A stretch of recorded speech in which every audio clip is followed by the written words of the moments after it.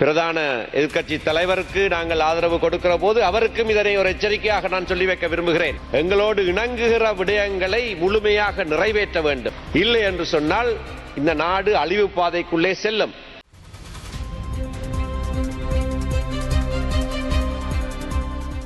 இன்றைய தினம் பாராளுமன்றம் கூடியிருந்தது. பாராளுமன்றத்துடைய மிக முக்கியமான கூட்டத்தின் போது பேசிய பாராளுமன்ற உறுப்பினர் சுமந்திரன் அவர்கள் இதுவரை காலமும் குறிப்பா பாத்தீங்கன்னா வடக்கு மக்களும் சரி, குறிப்பாக யாழ் மக்களும் அதிகமாகவே ஜனாதிபதி ரணில் விக்ரமசிங்கே அவர்களோடு பயணித்தார்.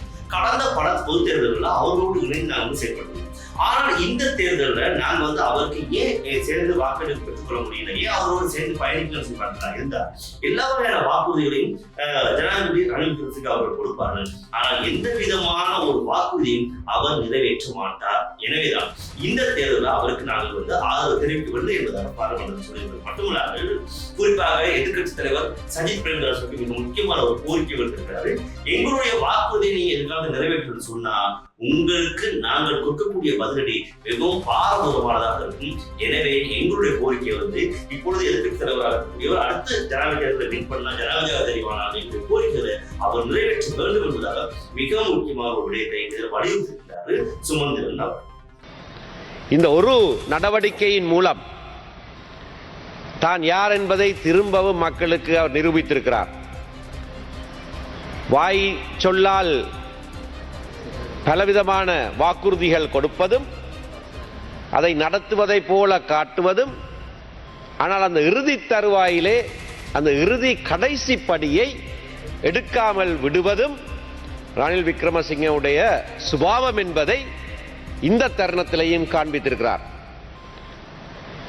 தமிழ் மக்களை தண்டிப்பதற்காக தனக்கு வாக்களிக்காமல் விடுகிற தீர்மானத்தை பிரதான தமிழ் கட்சி எடுத்திருக்கிறதன் காரணமாக தமிழ் மக்களை தண்டிக்க வேண்டும் என்று சொல்லி அரைகுறை தீர்வாக இருந்தாலும் கூட இருக்கிற மாகாண சபைகளை நடத்த விடாமல் பண்ணுவதற்காக இப்படியாக மிக மோசமான ஒரு நடத்தையிலே ரணில் விக்ரமசிங்கே இன்றைக்கு இறங்கி இருக்கிறார். அவருடைய இந்த நடத்தையே நாங்கள் ஞாயிற்றுக்கிழமை 1ஆம் தேதி இலங்கை தமிழரசு கட்சியாக அவருக்கு ஆதரவு அளிப்பது இல்லை என்று எடுத்த தீர்மானம் சரியானது என்று நிரூபணமாகிறது. பிரதான எதிர்க்கட்சி தலைவருக்கு நாங்கள் ஆதரவு கொடுக்கிற போது அவருக்கும் இதனை ஒரு எச்சரிக்கையாக நான் சொல்லி வைக்க விரும்புகிறேன். எங்களோடு இணங்குகிற விடயங்களை முழுமையாக நிறைவேற்ற வேண்டும். இல்லை என்று சொன்னால் இந்த நாடு அழிவு பாதைக்குள்ளே செல்லும்.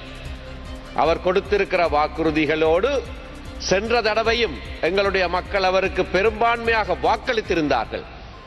ஆகையினாலே இந்த தடவையும் தமிழ் மக்கள் எதிர்க்கட்சி தலைவருக்கு வாக்களிப்பார்கள்.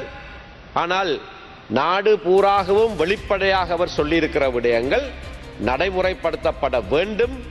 இல்லை என்றால் இது பாரதூரமான விளைவுகளை ஏற்படுத்தும் என்ற எச்சரிக்கையோடு என்னுடைய பேச்சை முடித்துக் கொள்கிறேன். நன்றி.